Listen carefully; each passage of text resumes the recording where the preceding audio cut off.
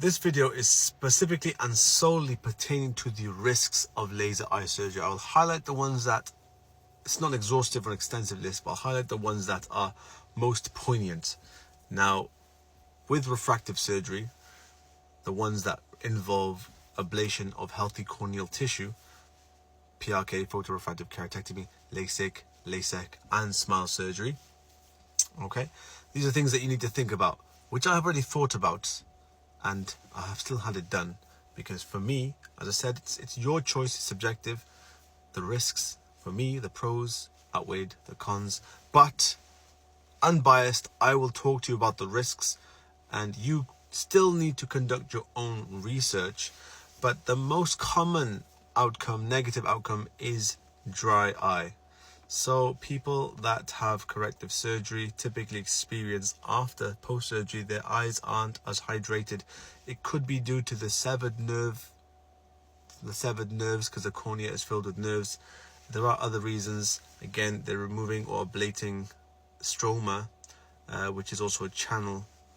Okay, fluid can pass through there, and again, there are other reasons. I can't really go into too much depth about why the dry eye is caused, but ultimately that is one side effect, which is something to think about, especially if your eyes are already dry and you're not managing it well.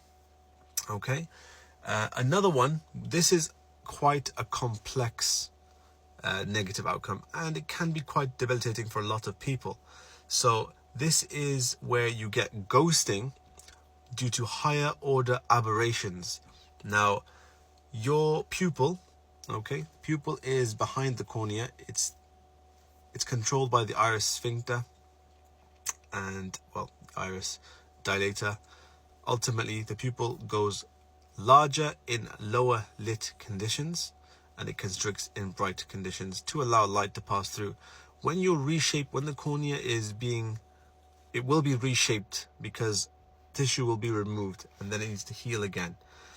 If there is an irregularity in that, and in low light conditions, usually where the pupil is larger, when light is passing through the healed cornea, it can refract and no longer align with the macula correctly, so you can get ghosting. So the retina is getting light sources scattered, so there could be an image that doesn't exist even though your eyes are aligned correctly. So that's called ghosting, to do with higher order aberrations, and it can be debilitating. Now, again, your pupils, it's important to make sure that that's checked, but it's all to do with the practitioner that's going to conduct the surgery. They should measure your mesopic, your scotopic, your photopic pupil in normal lighting, in dim lighting, bright lighting, just to see what the outcome could be.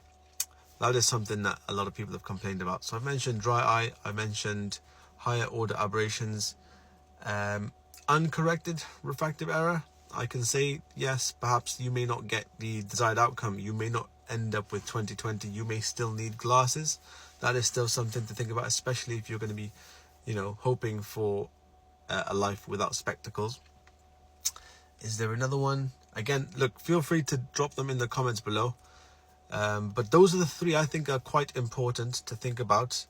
Of course, the risk of infection, corneal opacification. So, if any foreign body somehow enters the cornea during surgery, or if your cornea doesn't heal correctly, it can result in opacification, which would mean you'd get glare as well. So look, these are risks, you must consider them. Reason why I'm putting this out there is because I thought I was being transparent. Maybe I should be a bit more on the side of caution here, because again, look, you can trust me. There's no reason for me to lie. I had already considered these risks. So sometimes when you're so keen on something, you overlook the risks. But look, I signed the consent form to have my surgery done, being aware of these risks, and a lot of people do. And if you still experience a negative outcome and you've already signed a consent form, if you've not been informed about those risks, i.e. if you signed a consent form and it wasn't listed in there as one of the risks, then you have a case. But if it's listed there and you read it, or you choose not to read it, it's the same with anything. terms and conditions on when you buy a new iPhone, all sorts of things. But anyways, I don't want to go too much into it. I hope that was an unbiased account of the risks. Make sure you think about them.